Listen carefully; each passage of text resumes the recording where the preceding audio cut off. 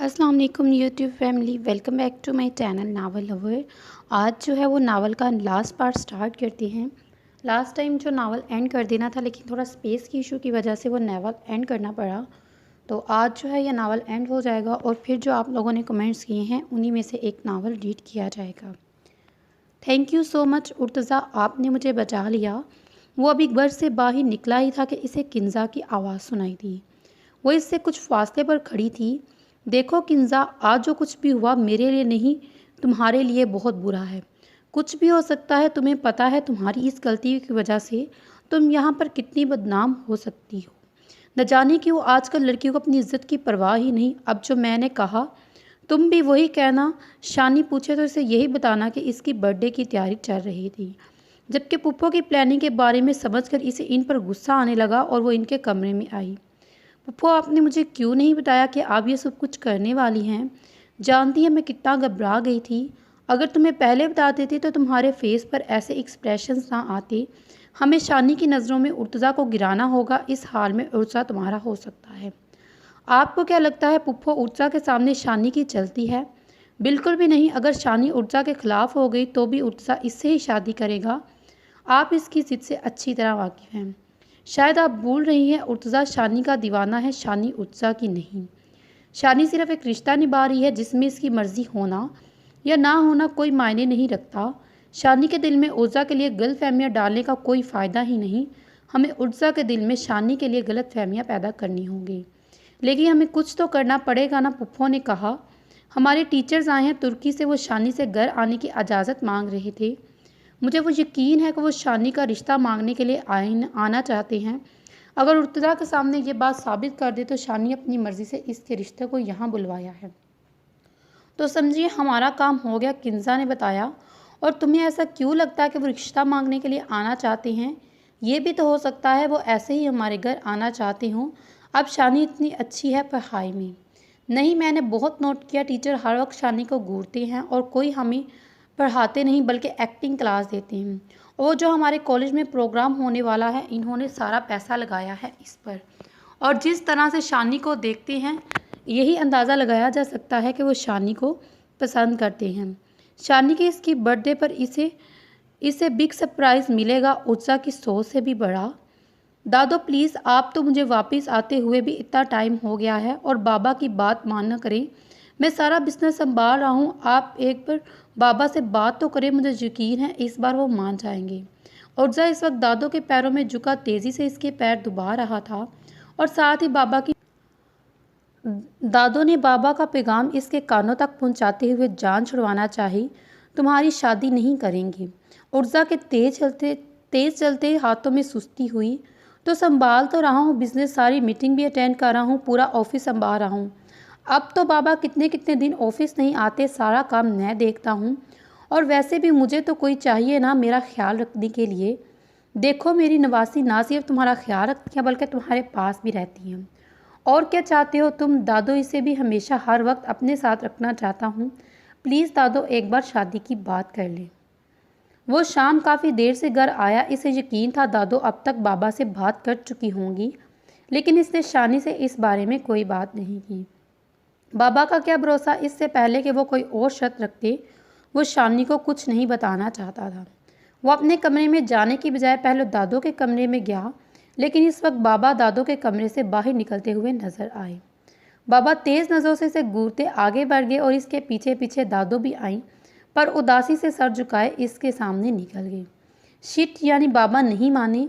अब पता नहीं क्या चाहते हैं बाबा, इनकी मर्जी के सारे काम तो कर रहा हूँ। माना कि मामू मामू है, लेकिन इनकी बांजी मेरी बीवी है। थोड़ा सा तो तरस खाए, मुझ पर 2 साल हो चुके हैं निकाह को। वो मुंह लटकाए अपने कमरे में जाने लगा, पर जब पीछे से बाबा की आवाज़ आई, यहाँ आए और घर के सारे लोगों को बुलाएं, बाबा ने नौकर को इशारा करते हुए कहा।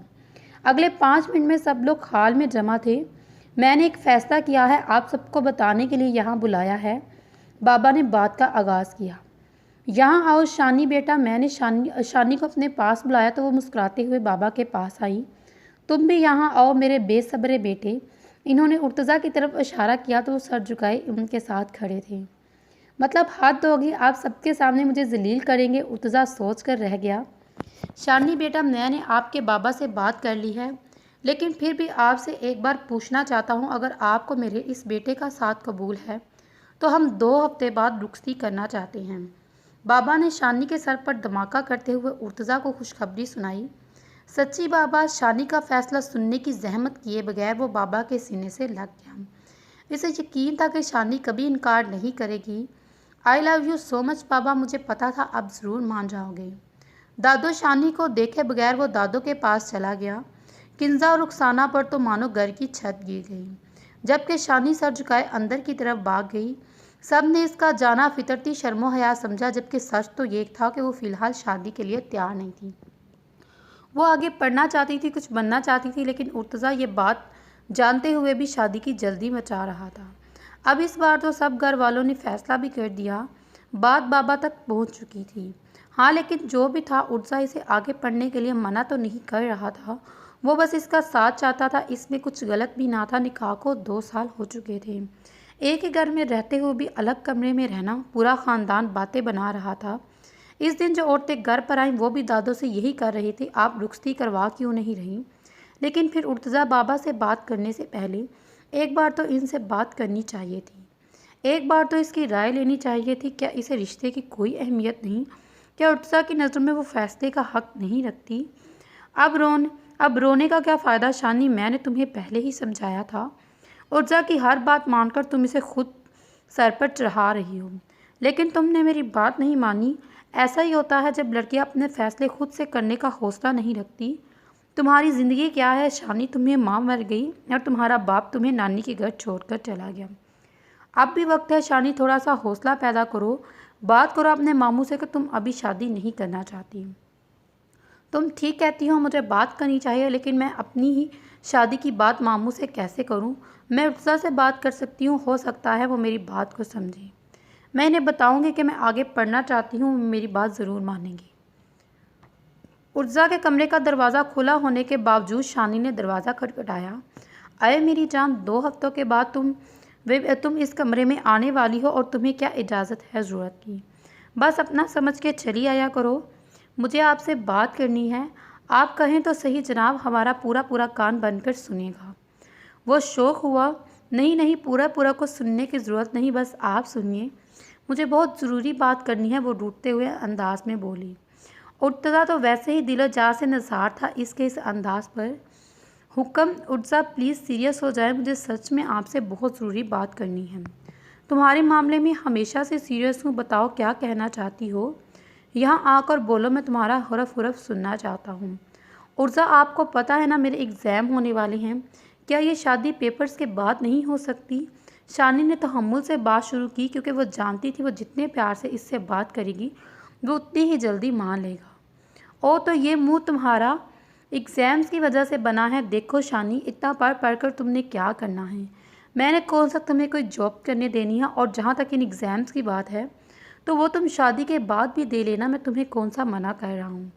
और जहाँ तक शादी की बात है तो शादी जब तय पाई थी तब होगी ही। मैं ऑलरेडी बहुत सब्र कर चुका हूँ, अब मज़ीद नहीं। वो इसका गाल थपथपाते हुए बोला, क्यों, मेरी कोई मर्ज़ी नहीं है? क्या मैं अपनी मर्ज़ी से कोई फ़ैसला नहीं कर सकती? क्या आपकी नज़रों में मेरी मर्ज़ी की कोई अहमियत नहीं? तुम्हारी मर्ज़ी अहमियत रखती है, तुम्हारे लिए ही तो मैं कर रहा हूँ ये सब कुछ। शालिनी, मैं तुमसे बहुत प्यार करता हूँ, तुम्हारा साथ चाहता हूँ अपनी ज़िंदगी में।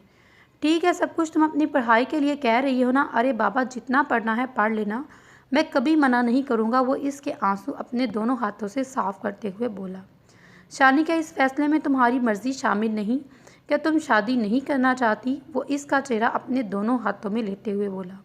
और यही तो था शालिनी का वीक पॉइंट। वो कैसे कहती कि वो इससे मोहब्बत नहीं करती, वो इससे शादी नहीं करना चाहती, बल्कि सच तो ये है, पहले ना सही लेकिन जिस दिन से वो इससे निकाह में बंधी थी इस दिन से इसे चाहने लगी थी, वरना इससे पहले तो वो दिल के जज्बात को इसने कोई नाम ही नहीं दिया। बोलो शालिनी, क्या तुम मुझसे शादी नहीं करना चाहती? वो इसके करीब से उठकर जाने लगा जब शालिनी ने इसका हाथ थामा। नहीं उर्तज़ा, ऐसी बात नहीं, मैं ये शादी करना चाहती हूँ, मैं आपके साथ रहना चाहती हूँ। प्लीज़ आप इस रिश्ते के लिए इनकार ना करें, मेरा मतलब वो नहीं जो आप समझ रहे हैं। प्लीज़ आप इस बारे में किसी से कुछ भी मत कहिएगा। वो इसका हाथ अपने हाथ में मजबूती से थामते हुए बोली। बहुत देर होगी, तुम अपने कमरे में जाओ। उर्जा बिल्कुल सीरियस था, जबकि शानी भी बिना कुछ बोले कमरे से निकल गई। इसके जाने के बाद उर्जा ने अपने कमरे का दरवाज़ा बंद किया और एक ज़ोरदार कहका लगाया। बेवकूफ़ लड़की, तुम खुद ही कहती हो मैं इमोशनल ब्लैकिंग करने में कमाल का माहिर हूँ और तुम खुद ही ये बात समझ नहीं पाई। कोई बात नहीं, 2 हफ्ते के बाद ये बात तुम्हें ठीक से समझाऊंगा मेरी बेवकूफ़ हसीना। शादी की तैयारियां शुरू हो चुकी थी। हर कोई अपनी जगह तैयारियों में हिस्सा ले रहा था, जबकि रुखसाना एक तरफ मुंह बनाकर बैठी हुई थी। इन्हें इन सब में कोई मतलब नहीं था। सुबह शानी का कॉलेज जाना चाहती थी, लेकिन नानों ने इसे अच्छा खासा डांटा। कुछ दिनों में तुम्हारी शादी है और तुम्हें कॉलेज की पड़ी हुई है। फिर बस क्या था, शानी को कम से कम जाने की तो इजाज़त मिली, पर यही बहुत था। जबकि किंजा ने इसकी तरफ देखकर अफसोस से गर्दन हिलाई और कॉलेज चलेगी। तो क्या वहाँ खड़ी है, यहाँ आकर देख, मेहंदी का जोड़ा मंगवाया है तेरे लिए। दादू ने एक ही जगह बूंद बने इसे देखा। दादू, ये बिल्कुल भी अच्छा नहीं, शानी ये नहीं पहनेगी। शानी अभी तक मेहंदी के जोड़ों को हाथ में लेकर देख रही थी जब उर्तज़ा बोले, शानी अगर ज़्यादा अच्छे का ऑप्शन है तो सिर्फ अच्छा क्यों ले। तुम्हारे पास तो हर चीज़ सबसे अच्छी होनी चाहिए। आखिर दुनिया की बेस्ट दुल्हन, बेस्ट दूल्हे की बेस्ट दुल्हन हो, मगर मुझे आपसे ज़्यादा अच्छा ऑप्शन मिल गया है। तो वो शरारती अंदाज में बोली। इसकी इस बात पर उसका मुकम्मल तौर पर इसकी तरफ मुतवज्जा हुआ। ये बात इसे बिल्कुल भी पसंद नहीं आई। तो तुम बताओ क्या करोगी। उर्तज़ा बिल्कुल सीरियस हो चुका था। आपने ही तो कहा है अगर अच्छे से ज़्यादा अच्छे का ऑप्शन हो तो ज़्यादा अच्छे वाले को चूज़ करो। शानी अब भी मुस्कुरा रही थी। अगर तुम्हें मुझसे ज़्यादा अच्छा ऑप्शन मिला ना शानी, तो मैं जान ले लूँगा इसकी। वो इतने ज़ोर से चिल्लाया कि शानी के साथ दादो भी बुखला गई।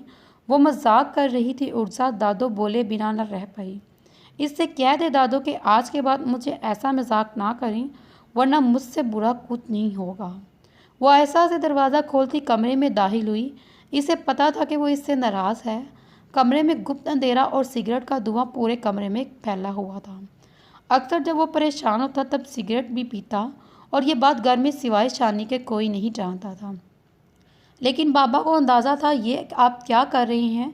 मुझसे नाराज़ तो हैं, मुझ पर गुस्सा निकाले, अपनी सेहत क्यों ख़राब कर रहे हैं। इसने उर्तज़ा के लबों से सिगरेट निकालते हुए ज़मीन पर फेंकी। ये सिर्फ तुम्हारी हिम्मत है, मैं सिर्फ तुम्हें ऐसे करना देता हूँ।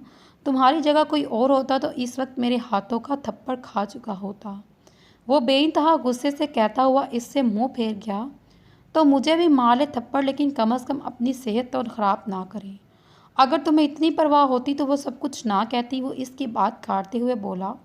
उत्सव, वो सिर्फ एक मजाक था, कुछ भी नहीं। शानी इसके सामने आकर बैठते हुए कहा। हाँ मजाक, और तुम्हारा मजाक अगर मेरी जान निकाल देता। तो इसके बाजू दोनों हाथों में थामते हुए बोला। उर्जा, क्या हो जाता है आपको। वो सिर्फ एक मजाक था और सिर्फ मजाक। आप एक मजाक को इतना सीरियस कैसे ले सकते हैं। वो बेबस से पूछने लगी, जबकि अपना आप छुड़वाने की वो नाकाम कोशिश कर रही थी। तुम्हारे मामले में इतना सीरियस हूँ शानी, ये बात तुम हमेशा से जानती हो। शानी को अपने बाजुओं में इसकी उंगलियां दुसते हुए महसूस हुई। अच्छा, आई एम सॉरी, गलती होगी मुझसे, मेरी गलती है, मुझे माफ़ कर दे। वो हमेशा की तरह इसके सामने हार मांगी। करूँगा, मेरे साथ शॉपिंग पे चलो। वो मुस्कुराते हुए बोला। ठीक है चलिए। वो जानती थी अगर इसने इस वक्त उर्जा के सामने इनकार किया तो इससे 2 हफ्ते तक बात नहीं करेगा। और ये बात भी इससे छुपी ना थी कि इस कार में उर्जा के अलावा किसी की नहीं चलती। और इसने शादी के बाद अपनी पढ़ाई के लिए भी मनाना था, क्योंकि नानू ने तो कहा था जितना पढ़ लिया इतना बहुत है, हमने तुमसे कौन सा कोई नौकरी करवानी है। और ये क्या बात हुई, तुम्हारी मेहंदी है शानी और तुम इस दिन कॉलेज जाओगी, मैं नहीं जाने दूंगा। और ना ही दादो इस बारे में बात करूँगा। तुम्हें पता है सब बातें मुझे बिल्कुल पसंद नहीं। मैं अपनी शादी हर लिहाज से परफेक्ट चाहता हूँ। क्या हो गया आपको उर्जा, एक ही तो ख्वाहिश है मेरी, इसे पूरा करने दो। नानू ने शादी के बाद पढ़ने से भी मना किया और मैं कॉलेज में कभी नहीं जाना चाहूँगी। शानी उदासी से बोली।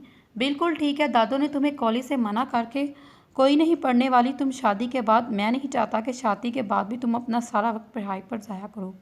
अब तुम अपना सारा ध्यान मुझ पर दोगी, इसने फैसला सुनाने वाले अंदाज से कहा। इससे अच्छा था मैं बाबा के पास तुर्की में होती, कम से कम अपनी मर्ज़ी से पढ़ाई तो मुकम्मल करती। यहाँ तो मेरी किसी बात की कोई अहमियत ही नहीं। मेरी शादी हो रही है जिसके लिए मुझसे एक बार भी पूछा तक नहीं गया। शादी के बाद मैं पढ़ाई नहीं कर सकती। एक दफ़ा स्टेज पर सबके सामने परफॉर्म करना चाहती थी, लेकिन इसके बीच में भी ये शादी आ गई। कभी कभी ऐसा लगता है जैसे मेरी ज़िंदगी कोई ज़िंदगी ही नहीं, मैं एक कठपुतली हूँ और एक बेजा गुड़िया हूँ। अच्छा बाबा, कर लेना तुम अपनी परफॉर्मेंस, वो आस्था से बड़बड़ाती इसके साथ चल रही थी। जब उत्सा ने कहा, उत्सा आप सच्ची कह रहे हैं ना, मैं बदल तो नहीं जाऊंगी, वो चहकते हुए बोली। इसकी खुशी से दुखता चेहरा देखकर उत्सा भी मुस्कुरा गया। हाँ सच कह रहा हूँ, लेकिन मेरे सामने इस तरह की बातें मत किया करो। ये सब कुछ क्या कर रहे हो मेरे बच्चे? तुम्हारी नानों ने कहा ये सब कुछ तुम्हारी मर्जी से हो रहा है। बेटा, अभी तो तुम्हारी एजुकेशन भी कंप्लीट नहीं हुई, इतनी जल्दी शादी? मैं इतनी कम उम्र में तुम्हारी शादी के बारे में सोच नहीं सकता। अभी तो तुम्हारे खेलने कूदने की उम्र है। अगर तुम पर उर्तज़ा का प्रेशर है तो मुझे बताओ, सब कुछ ठीक कर दूंगा। अगर चाहो तो मैं तुम्हें अभी तुर्की बुला सकता हूँ। तुम यहाँ आ जाओ, मेरे पास सब कुछ ठीक कर दूंगा। और वैसे भी मैं तुम दोनों का निकाह तो हो चुका है, तुम दोनों जब चाहे शादी करना। लेकिन मैं सच कहूँ तो दिल से रिश्ते के लिए राज़ी नहीं हूँ, फिलहाल तो नहीं हूँ। अभी तुम्हारी उम्र ही क्या है? बाबा ने आज इसे काफ़ी दिनों के बाद फ़ोन किया और एक ही बात कह रहे थे। वो भी बाबा की बात से एग्री करती है, लेकिन वो क्या करती, उषा से मोहब्बत वो इस हद तक डूब चुकी है। बाबा, मैं इस शादी से बहुत खुश हूँ, आप परेशान ना हो। तो उर्जा ने भी मुझसे वादा किया है कि शादी के बाद वो मुझे पढ़ाई करने देंगे। मेरी जान इतनी ज़रा सी बात पर परेशान होगी, तुम्हें हनीमून पर तुर्की ले जाऊंगा। वो अभी इसके कमरे में आया तो इसे रोता देखकर वजह पूछने लगा। इसकी उदासी उत्साह को अच्छी नहीं लगती थी। उत्साह, क्या ये आपके लिए छोटी सी बात है? वो आंसू बहाते हुए पूछने लगी। बिल्कुल भी नहीं, ये बहुत बड़ी बात है, बल्कि ये तो मसला कश्मीर है। लेकिन हम इस मसला कश्मीर को शादी के बाद हल कर सकते हैं। वो इसे मनाते हुए आंसू साफ करने लगा। उत्साह, आपके लिए हर एक बात मजाक है और मेरा बाप मेरी शादी पे नहीं आ रहा और अब इस बात को हंसी में उड़ा रहे हैं। बिल्कुल भी नहीं, मैं इसे हंसी में नहीं उड़ा रहा। इस घर में और भी लोग हैं जो तुमसे बहुत प्यार करते हैं, तुम्हें उदास शक्ल देखकर उदास हो जाएंगे। दादू के बारे में सोचो, तुमने तुम्हारे लिए कितना खुश रहती हैं वो। कल मैं इनके कमरे में गया तो अंदर बैठी रो रही थी। मैंने वजह पूछी तो कहती अपनी बेटी को रुखसत कर रही हूँ। इसकी बात पर शानी ने नज़रें उठाकर देखा। वैसे मुझे इनकी बात पर हंसी आ रही थी, तुम कौन सा रुखसत होकर कहीं और जाओगी। लेकिन फिर मैंने पूछा, आखिर इन्होंने तुम्हें पाला है, तुम्हें इतना प्यार दिया है, अब बेशक तुम रुखसत होकर बस एक कमरे से दूसरे कमरे में आओगी। बाबा भी परेशान थे ये सोचकर कि तुम रुखसत हो रही हो। अरे भाई, मुझे समझ नहीं आता आखिर मसला क्या है। वो लोग सिर्फ तुम्हें दूसरे कमरे में बेच रहे हैं और वो भी एक ही घर में, और रोना धोना एक मचा रखा है जैसे तुम्हें दूसरे प्लानिंग पर शिफ्ट कर रही हूँ। उर्जा ने इस तरह से मुंह बनाया कि शानी की हंसी निकल गई। आप नहीं समझ सकते उर्ता साहब, ये माँ बाप की अपनी बेटी के लिए मोहब्बत है। वो मुंह बनाकर बोली और अपना चेहरा धोने के लिए वॉशरूम में चली गई और अगले 5 मिनट में वो मुकम्मल फ्रेश होकर ऐसे ही अपने कमरे में बैठा छोड़कर बाहर निकल गई। थोड़ी देर के बाद उर्जा बाहर आया तो वो दादू और बाबा के दरमियान बैठी इसे लाड उठाने में मसरूफ़ थी। वो भी मुस्कुराता हुआ इनके पास आ गया। किंजा ने रोने जैसी शक्ल बनाकर कहा, हाँ तो तुम्हें जो काम दिया है वो करो ना, आजकल तो शानी कॉलेज नहीं जा रही। पुप्पो गुस्सा दबाने की कोशिश करते हुए कहा, क्योंकि इन्हें अलग रहा था कि इस काम के लिए इन्होंने गलत इंसान को चुना है। किंजा तंजील के ऑफिस के बाहर खड़ी इससे अंदर आने की इजाज़त मांग रही थी। इसे देखते ही तंजील मुस्कुराया और अंदर आने की इजाज़त दी। किंजा, आज मैं वैसे भी आपसे बात करने के लिए आने वाला था, आप मुझे बता सकती थी रुशाने इतने दिन से क्यों नहीं आ रही। इसे बैठने का इशारा करते हुए वो पूछने लगा। वो दरअसल सर, इसकी शादी है। किंजा ने एक अंदाज से तंजील के सर पर बम फोड़ा। शादी? क्या मतलब इतनी जल्दी? इसकी उम्र ही क्या है? सर, ये बातें हम समझते हैं वो लोग नहीं जिन्होंने इसे पालना इसी मकसद के लिए हो। मेरा मतलब है, मुझे भी शानी पर बड़ा तरस आता है। अब देखिए ना, 2 साल पहले वो सिर्फ 16 साल की थी जब इसका निकाह हो गया, और निकाह भी किस तरह से, जो इससे उम्र में 11 साल बड़ा हो। पर इससे क्या फ़र्क पड़ता है, वो लोग कौन सा इस चीज़ों को देखते हैं।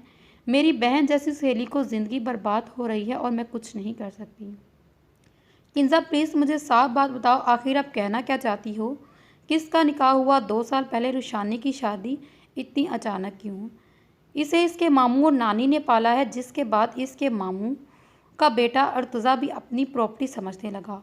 और फिर क्या था, इससे पूछे हाँ से इसकी मर्ज़ी जाने ज़बरदस्ती इसका निकाह करवा दिया गया। और अब ज़बरदस्ती शादी करवा रही हैं क्योंकि शानी की माँ इंतकाल कर चुकी है और उसका बाप जो है इसे छोड़कर बाहर चला गया। ज़बरदस्ती शादी, तंजील ने इसकी बात काटी। जी सर, किंजा इसके चेहरे पर जांचती नज़रों से पूछने लगी। ऐसा कैसे कर सकते हैं, वो हरगिज़ नहीं होने दूंगा एक मासूम लड़की की ज़िंदगी बर्बाद। तंजील तेज़ आवाज़ में बोला, क्या कर लेंगे आप सर, क्या आप इसके घर रिश्ता लेकर जाएंगे? क्या चाहते हैं आप सबको ये बताएंगे कि शानी आपसे मोहब्बत करती है? किंजा के बात पर तंजील अजीब सी नज़रों से देखने लगा। ओ आई एम सॉरी, ये बात इसने मुझे बताने के लिए मना किया था। आई एम सॉरी, मैं कुछ और बताना चाहती थी, मेरे मुंह से गलती से निकल गया। एक मिनट किंजा, जो तुमने अभी कहा क्या वो सच है कि रुशानी मुझसे? जी सर, लेकिन वो उत्साह से बहुत ज़्यादा डरती है, वो कभी आपको ये बात नहीं बता सकती। सर क्या हो गया आपको? ये बात इसने खुद मुझे बताई, वरना आपको क्या लगता है इस दिन जब आपने हमारे घर आने की बात की तो वो क्यों नहीं कुछ भी बोली? क्योंकि इसे आप अपना मसीहा नज़र आता है, वो आपसे मोहब्बत चाहती है। आपने बहुत अच्छा किया किंजा, और बिल्कुल ठीक सोचा आपने। मैं रिश्ता लेकर इसके घर ज़रूर जाऊंगा। आपने बस इससे बात के लिए राज़ी करना है कि मेरे रिश्ते के लिए वो हाँ बोले। बाकी पुलिस केस करके तलाक का भी मैं इंतज़ाम कर दूंगा। वो 18 साल की बालिग लड़की है। नहीं उर्सा, मैं बहुत थक चुकी हूँ। मुसलसल कितने दिनों से हम बाज़ार के चक्कर लगा रहे हैं, अब मैं नहीं जा सकती, शानी ने हार मानते हुए कहा। शानी, ये लास्ट है यार, सब कुछ कंप्लीट हो जाएगा, बस आखिरी बार मेरे साथ चली जाओ। कोई लास्ट नहीं, आपका लास्ट होगा ही नहीं, फिर कुछ ना कुछ और निकल आएगा। वो आज सुबह से 2-3 बार बाज़ार हो के आई, लेकिन उर्जा का अपनी शादी को परफेक्ट बनाने का शौक़ इसे बहुत महंगा पड़ा। उर्जा थोड़ी देर के बाद इसके कमरे में आया तो वो सो रही थी। वो वाकई में काफ़ी थक गई थी। उर्जा ने इसे मज़ीद डिस्टर्ब करते हुए इसके कमरे का दरवाज़ा बंद किया और बाहर निकल गया। शानी भी ना बहुत अजीब है वैसे, अभी बाहर आकर सोफे पर बैठा था जब किंजा बोली। वो इसे कम ही मुखातिब करता, इस दिन के बाद तो बुलाना ही छोड़ दिया।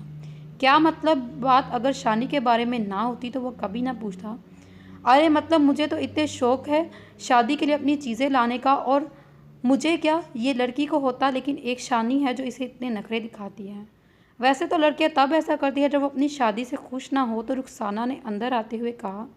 लेकिन पुप्पो, शानी अपनी शादी से खुश है, ये बात अलग है कि वो मुझे कह रही थी कि अगर इसके पास फैसले का हक होता तो वो इतनी जल्दी शादी ना करती। वो बात एक दूसरे से कर रही थी, मगर सुनाने की कोशिश इसे कर रही थी। वैसे उर्तज़ा, इस मामले में आपने गलत किया, एक बार इससे पूछ लेते, बेचारी को भी कोई मर्ज़ी होती है। मुझे लगता है वो आपको पसंद करती है, आपसे शादी भी करना चाहती है। मैंने इससे पूछा वो आपसे मोहब्बत करती है तो कहने लगी कि इसके पास कोई और ऑप्शन नहीं है, इसे किसी से मोहब्बत करने का मौका ही नहीं मिला। काश इसकी भी कोई लव स्टोरी होती। मेरा मतलब है आप लव मैरिज कर रहे हैं, लेकिन वो अरेंज मैरिज कर रही है, वरना इतनी बेजारी तो ना होती। अपनी शादी से किसी दुल्हन को देखा इस तरह से मुंह बनाए, वो अपनी शादी के कुछ दिन पहले सो रही थी। वो तेज़ तेज़ कदम उठाता इनकी बातें सुनकर बाहर चला गया, और इसकी शक्ल से लग रहा था कि किंजा और रुखसाना की बातों ने इसे गुस्सा दिलाया। अतवार होने की वजह से आज किंजा भी कॉलेज नहीं गई। वो बेचैनी से बाहर टहलते तंजील का इंतज़ार कर रही थी। तंजील ने इसे आज रिश्ता लाने के बारे में बताया, और आज घर पर था और एहसन साहब भी। सब कुछ किंजा और रुखसाना की प्लानिंग के मुताबिक हो रहा था। आज इसने शानी को जलील करने का पक्का इरादा किया था। किंजा, यहाँ आओ, लड़की कोई काम काज ही देख लो, तुम्हारी सहेली की शादी है। दादू, जो कब से इसे बाहर लॉन में टहलते हुए देखने लगी तो कहने लगी, तो किंजा भी मुस्कुराते हुए इनके पीछे जाने लगी। दादू इसे हमेशा शानी की सहेली कहकर बुलाती थी, और इससे पहले कि शानी की कोई सहेली ना थी, या अगर होती तो ऊँचा रहने ना देता। उत्साह का कहना था शानी के वक्त पर हर सिर्फ इसका हक है, लेकिन किंजा के मामले में इसने कभी कुछ नहीं कहा। शायद वो खुद भी इस बात को समझता कि इसे किसी दोस्त की ज़रूरत है जिससे वो हर बात शेयर कर सके, लेकिन उत्साह ये नहीं समझता किंजा इन दोस्तों में से है जो अपनी चीज़ के साथ साथ दूसरों की चीज़ भी हत्या लेती हैं। मेहमान के आने का पता चलने पर उत्साह और एहसन साहब बाहर आए।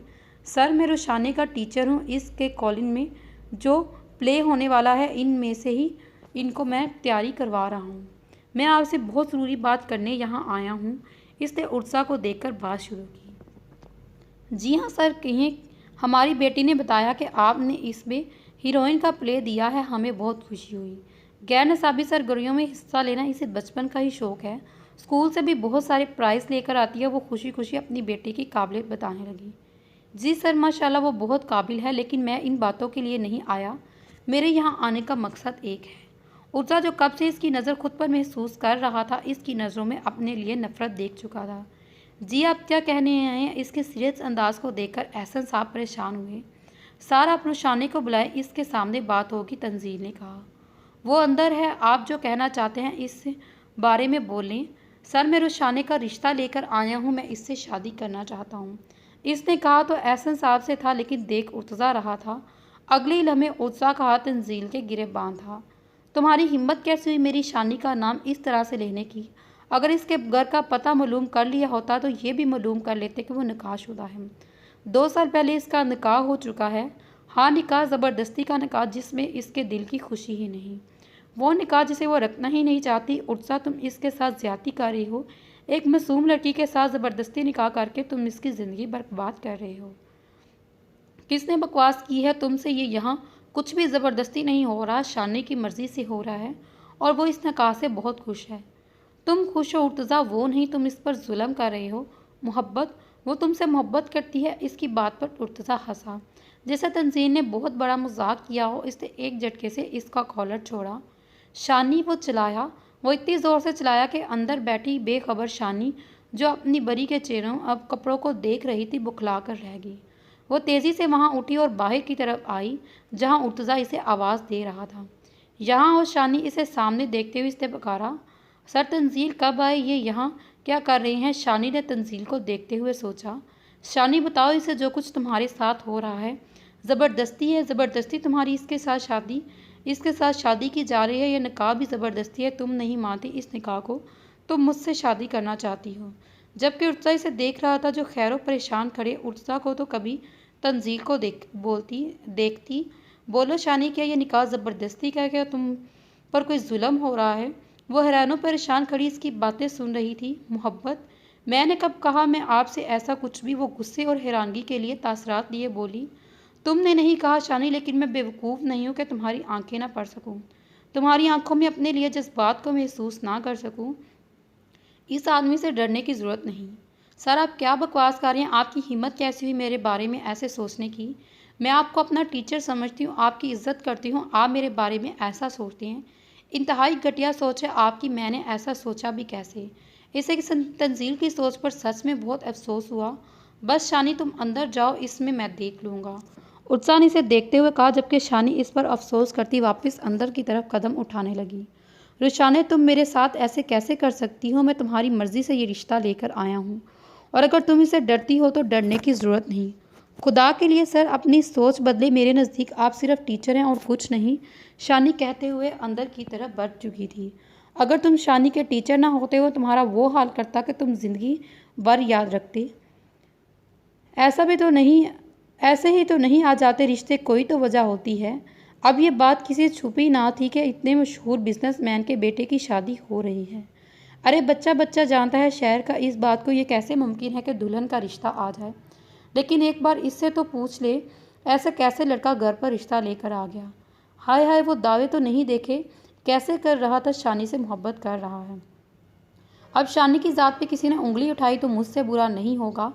उत्साह तेज़ी से इसकी बात काटते हुए बोला, जबकि शानी कब से बैठी आंसू बहा रही थी। कितनी इज्जत करती थी वो इस शख्स की। अब मैं कभी कॉलेज नहीं जाऊंगी। ठीक कहती है नानू, जितना पढ़ लिया वो पढ़ लिया। लेकिन शानी, ये शो तुम्हारा ख्वाब है, इतने सारे लोगों के सामने परफॉर्म करना। क्या तुम अपने ख्वाब इस तरह से छोड़ दोगी? नहीं शानी, तुम कॉलेज जाओगी, तुम्हारी माँ की ये ख्वाहिश है। ग्रेजुएशन तो नहीं करना होगा, एमए और एमए भी। इस नालायक को भी मुकाबला करना होगा। इसने डबल ताने मारते हुए रुखसती के बाद तुमसे ज़्यादा पढ़ा लिखा है, मामू ने बात को मज़ाहिया अंदाज में कहा। नानो उर्तज़ा भी मुस्कुरा दिए। हम क्या इस शख्स से डरते हैं जो इस तरह से खामोश हो जाएंगे? मेरा ख्याल है इसकी यहाँ से जितनी इंसल्ट हुई है वो बहुत है। इसके बाद तो तुम नज़रें तक मिलाने की हिम्मत नहीं।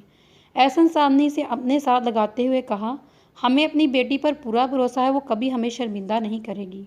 और ऐसे मसलों के लिए हम सब हैं। वो सिर्फ एक गलत फहमी थी जो दूर हो चुकी है।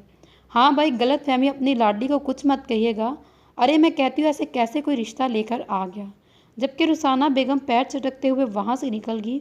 रुखसाना की बातों पर शानी और भी ज़्यादा रोने लगी तो अहमद साहब गुस्सा हो गए। वो कॉलेज नहीं आना चाहती थी, लेकिन किंजा के बार बार खोज पड़ने पर वो कॉलेज गई। लेकिन अब वो यही दुआ मांग रही थी तर्सदार तंजील का सामना ना करना पड़े। कल इसकी मेहंदी की रस्म थी और कल ही कॉलेज में फंक्शन। जाने फंक्शन कितनी देर में ख़त्म होना था, इसमें पार्टिसिपेट नहीं करना चाहती थी, लेकिन प्रिंसिपल ने बताया कि सर तंजील ने इस शो में बहुत ज़्यादा इन्वेस्टमेंट की है और अब शो ना करने पर इन्हें बहुत नुकसान होगा और किसी के नुकसान की वजह नहीं बनना चाहती थी, सिर्फ इसीलिए वो शो में हिस्सा लेना चाहती थी। इसने अपनी सारी क्लास अटेंड की थी और अब मैम इसे प्रैक्टिस के लिए सर तंजील की क्लास में भेज रही थी। एक बार दिल चाह के इनकार कर दे, लेकिन अब ये मुमकिन ना था। बस एक दिन ही तो रह गया था। सो वो यहाँ आई और अपने पार्टनर्स को ढूंढने लगी। रुशाने, मैं आपसे कुछ बात करना चाहता हूँ। सर तंजील कब आकर इसके पीछे खड़े वो नहीं जानती। सर प्लीज़, मुझे कोई बात नहीं करनी। वो आगे पीछे नज़र दोहराती अपने पार्टनर रांझा को ढूंढ रही थी। देखो रुशाने, मुझे नहीं पता कि आप इन लोगों के डर की वजह से मुझे इनकारी कर रही हो। देखिए सर, उर्तज़ा मेरे शौहर हैं और वो बचपन से मेरे साथ हैं। हम बहुत अरसे से एक दूसरे को चाहते हैं। आप सिर्फ गलतफहमी का शिकार हैं। मैंने कभी आपके बारे में ऐसा नहीं सोचा। प्लीज़, हो सके तो मुझे माफ़ कीजिए, लेकिन ये सिर्फ आपकी खुद साख्ता सोच है कि मेरे साथ कोई ज़बरदस्ती है या मुझे किसी का डर है। वो शख्स मेरा शौहर है और मैं बहुत मोहब्बत करती हूँ। तंजील न जाने क्या कहने वाला था, लेकिन शानी पहले ही बोल उठी। शानी के पूरे एतमाद लहजे पर सच्चाई थी। तंजील के लिए समझना मुश्किल था वो सच में उर्जा को चाहती है या नहीं। ठीक है, जो भी हुआ भूल हो जाए। मेरी गलती थी, गलतफहमी का शिकार था। हो सके तो मुझे माफ़ कर दीजिएगा। वो दरअसल मुझे आपसे मैं मज़ीद इस बारे में कोई बात नहीं करना चाहती। जी मैं जानता हूँ। मैं आपको ये बताना चाह रहा हूँ कि वो लड़का जो रांझे का करैक्टर कर रहा था, इसके घर में फौतगी हो गई है। वो कुछ दिन नहीं आ सकेगा और अब किरदार भी अदा कर रहा है। लेकिन अगर आपको मसला ना हो तो आपको मेरे साथ प्रैक्टिस करनी होगी। आई एम सॉरी सर, मेरा वो मतलब नहीं। तो क्या अब हमारे पास रांझे का किरदार के लिए कोई नहीं? आप पूरी बात क्यों नहीं सुनती? मैंने कहा आपको प्रॉब्लम ना हो तो ये किरदार मैं कर रहा हूँ, लेकिन अगर आप मुझे ये मज़ीद बेएतबारी दिखाना चाहती हैं तो मैं किसी और को रख लूँगा। अब एक दिन में इस तरह किसी दूसरे लड़के का इंतज़ाम करना बहुत मुश्किल है और मैं ये भी जानता हूँ आपके लिए मेरे साथ ये किरदार अदा करना भी ज़्यादा मुश्किल है। लेकिन शो कैंसिल करवाने पर तो आपको बहुत नुकसान होगा। तो फिर ठीक है, चलिए प्रैक्टिस करते हैं। तंजील ने हंसते हुए हाथ इसकी तरफ बढ़ाया जो शानी ने थाम लिया। उत्जा का मोबाइल बजा। जब ओपन करने के बाद एक तस्वीर इसके सामने आई, जिसे देखने के बाद सुर्ख आंखों से गुस्से शोले की तरह निकला। वो तेज़ी से इसके कॉलेज आया, वहाँ खड़े प्यून को इसे बुलाने को कहा। प्यून ने आकर इसकी क्लास में बताया, अरे अभी तो प्रैक्टिस शुरू हुई थी सर, आप फिक्र ना करें, मैं उत्सा से बात करती हूँ। उत्सा सारा रास्ता एक लफ्ज़ ना बोला। शानी इसका गुस्सा समझ नहीं पाई। उत्सा, आप इतने गुस्से में क्यों हैं? इसने हिम्मत करके पूछा। तुम आज से कॉलेज नहीं जाओगी जब तक कि आदमी यहाँ से चला नहीं जाता, समझी तुम? वो गुस्से से बोला। कौन सा आदमी? किसके बारे में बात कर रही हैं? तुम्हारे टीचर के बारे में बात कर रहा हूँ, इस तंजील के बारे में, और जितना कह रहा हूँ इतना समझ लो।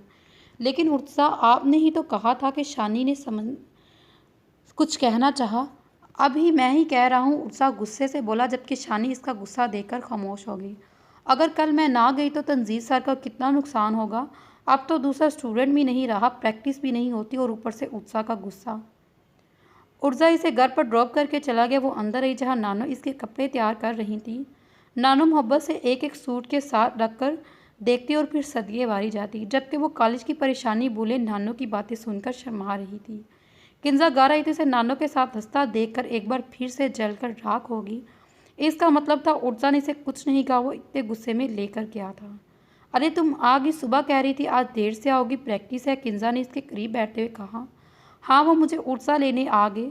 उफ, तुम दोनों लैला मजनू बिना रोमांस ख़त्म ही नहीं होता। अगर ये बात मुझे बता देती तो मैं तुम दोनों के साथ आ जाती। बेकार में बसों के धक्के खाते हुए आई हूँ। वो किंजा दरअसल उर्सा इतने गुस्से में थे कि मुझे कुछ कहने की हिम्मत ही नहीं हुई। शानी ने बताया तो नानो देखने लगी। अरे छोड़िए ना नानो, आपको तो पता है उर्सा हैदर का गुस्सा हमेशा इसके सर पर सवार रहता है। तो रहने दो ना, बताओ मुझे। इन्होंने एक नज़र किंजा को देखते हुए कहा। पता नहीं, नानो इतने गुस्से में थे और कहा कि अब कॉलेज नहीं जाओगी। नानो, कल तो मेरा शो है, अगर मैं कॉलेज नहीं गई तो तंजील सर का बहुत नुकसान होगा। वो रिक्वेस्ट कर रहे थे मैं इनके शो में परफॉर्म करूं, तो इन्हें बहुत नुकसान होगा अगर मैं नहीं करूंगी। लेकिन आज हम लोग देर तक प्रैक्टिस करने वाले थे ताकि अच्छे से परफॉर्म करें, लेकिन उर्जा मुझे वापस ले और अब कल जाने के लिए भी मना कर रहे हैं। सारा दिन एक सेकंड के लिए भी वो फ़ोटो इसके दिमाग से हटी नहीं और ना ही आज सारा दिन अपना काम किया। इसके दिमाग में एक बात जा रही थी, तंजील ने इसकी शानी का हाथ पकड़ा। शानी हर वक्त मुंह बनाए रखती है, कॉलेज में भी सबको यही लगता कि इसकी शादी ज़बरदस्ती हो रही है। कोई ऐसा ही तो उठकर रिश्ता नहीं लेकर आता, कुछ तो गलती शानी की भी होगी। शानी की उदासी शॉपिंग इसके बगैर दिल शानी की उदासी शॉपिंग इसमें गैर दिलचस्पी, उर्जा के दिमाग में सब उल्टी बातें दौड़ रही थी। वो शानी के कमरे की तरफ आया और बिना नॉक किए आहिस्ता से दरवाज़ा खोला।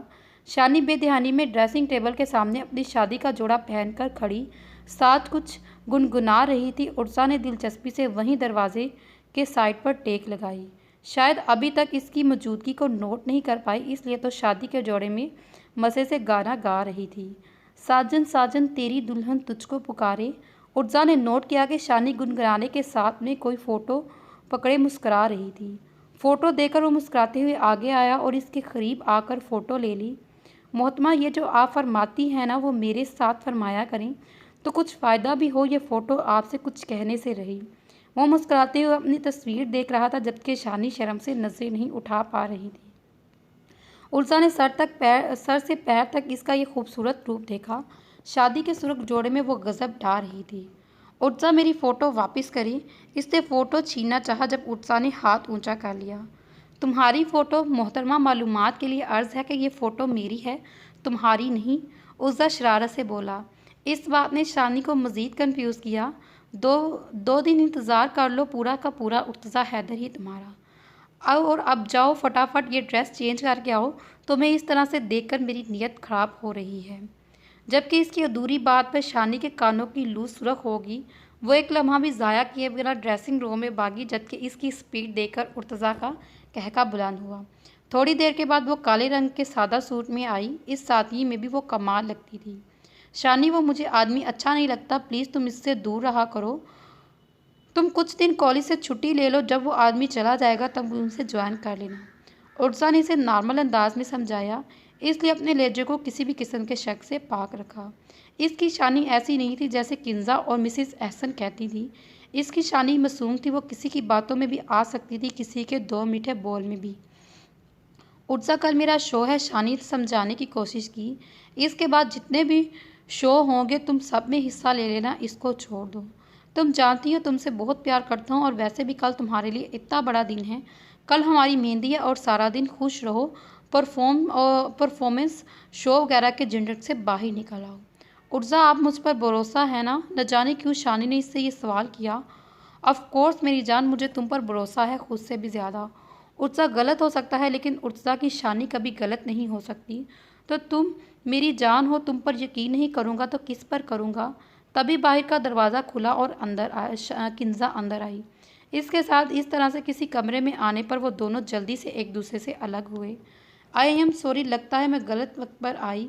नहीं, तुम ठीक वक्त पर आई हो, मैं जा रहा हूँ, बस इतना कि उर्जा बाहर निकल गया।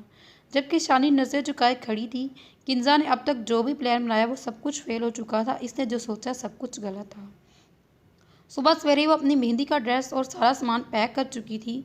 किंजा, कुछ गड़बड़ तो नहीं होगी ना? उर्जा को शक तो नहीं होगा? वो जो इतना डरती है थी ना, इस वजह से तुम्हारा सर जो तुम इतना डरती हो ना, इस वजह से वो सर पर चढ़ गया है। कहाँ जा रही हो? पार्लर जा रही हूँ।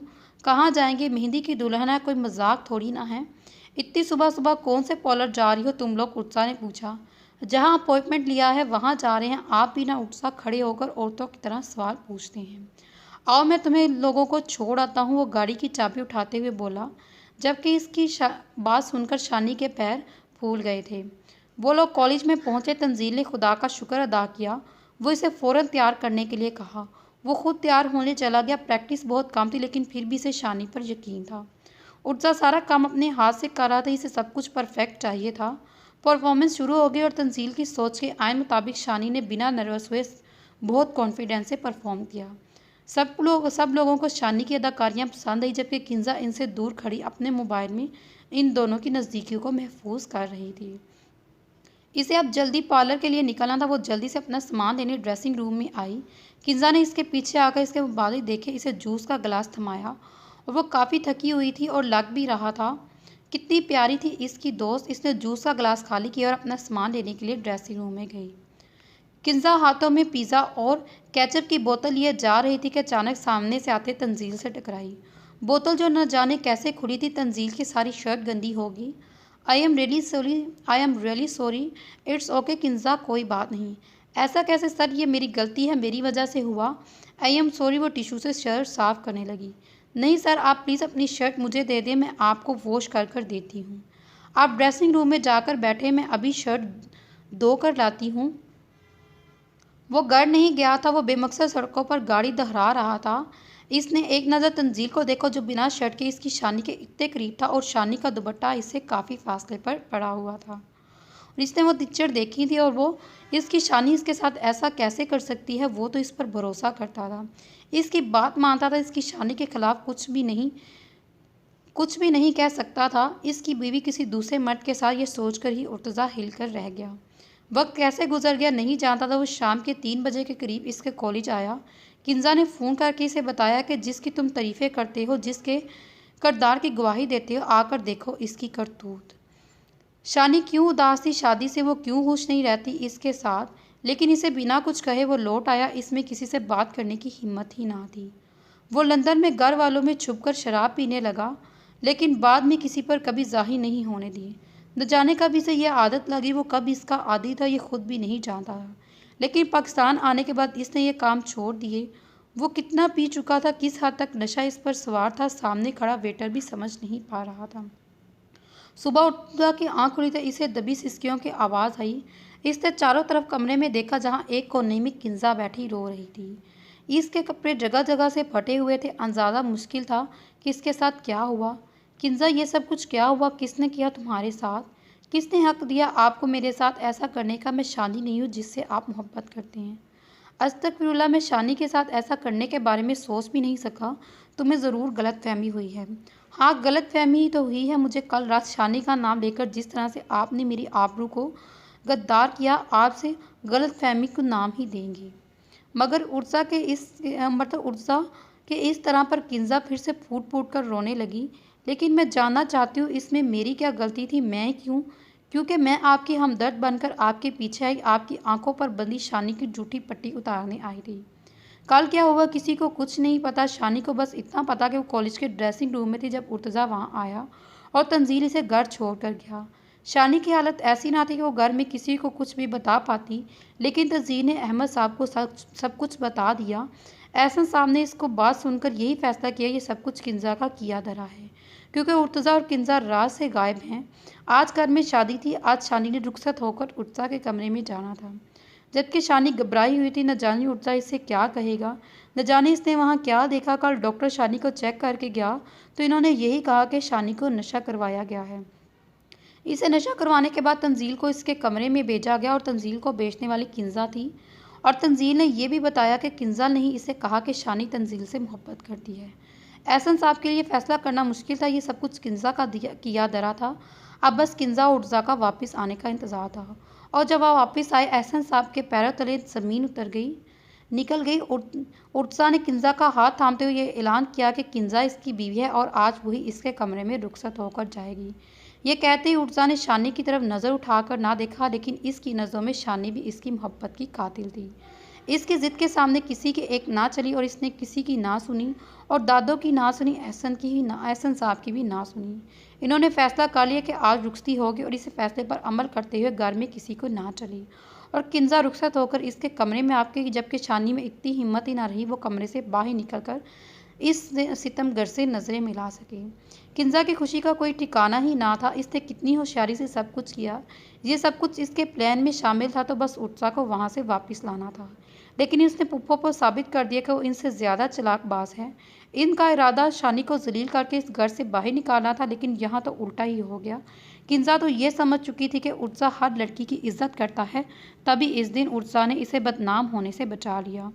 उर्तज़ा कल इसकी टूटी हुई और बिखरी हुई हालत में कमरे में आया और इसने किंजा के करीब से तकिया उठाया और सोफे पर रख दिया। सॉरी किंजा, फ़िलहाल मैं ये रिश्ता निभाने के लिए तैयार नहीं, और मैं जानता हूँ कि तुम और मेरी मजबूरी को समझने की कोशिश करोगी। वो सारी रात रोती रही। तकरीबन रात के 3 बजे उठी और बाबा का नंबर मिलाने लगी। तीसरी बार फ़ोन उठा लिया। अस्सलाम वालेकुम बाबा, आज तो मेरे बच्चे की शादी हुई है, बाबा ने हैरत से पूछा। बाबा प्लीज़ मुझे ले जाएं यहाँ से, खुदा के लिए मुझे अपने पास बुला लें। शानी बेटा क्या हुआ? बाबा इसने शादी का ली सिर्फ एक गलतफहमी की बना पर और मुझे सजा दे दी। बाबा इसने मुझसे सफाई का मौका भी नहीं मांगा और मौका तक नहीं दिया, इसने मेरा हक किसी और को दे दिया। दूसरे दिन शानी ने दरवाज़ा न खोला। नानो कितनी बार इसके कमरे तक आई लेकिन वो बाहर ना आई। आज किंजा उर्तज़ा का वलीमा था। उर्तज़ा जानता था कि शानी ने कल से कुछ नहीं खाया और ना ही कमरे से निकली, मगर इसने परवाह की। वो क्यों परवाह करता जबकि शानी ने इसके साथ बेवफाई की थी। तुम्हें क्या लगता है शानी, तुम मेरे साथ इस तरह से करोगी तो तुम्हें मोहब्बत में रोऊंगा, तड़पूंगा? तड़पोगी तो तुम शानी बीबी, हाँ तुम तड़पोगी। तुम सारी ज़िंदगी इस शख्स के साथ खुश नहीं रह पाओगे और मैं तुम्हें खुश रह कर दिखाऊंगा। शानी के पास अपना पासपोर्ट, वीज़ा, हर चीज़ मौजूद थी। दिन 2 बजे के करीब एक आदमी आकर इसके बारे में पूछने लगा। इसने परेशानी से देखा। तुम कौन हो भाई? शानी से क्यों मिलना चाहते हो? काम है तुम्हें? इससे एहसन साहब ने पूछा। सर ये इनकी टिकट है, 4 बजे की इनकी तुर्की की फ़्लाइट है और इनका सारा इंतज़ाम तुर्की से किया गया है। इन्हें अर्जेंटली तुर्की पहुंचना है। आदमी ने सबके सरों पर बम फोड़ा।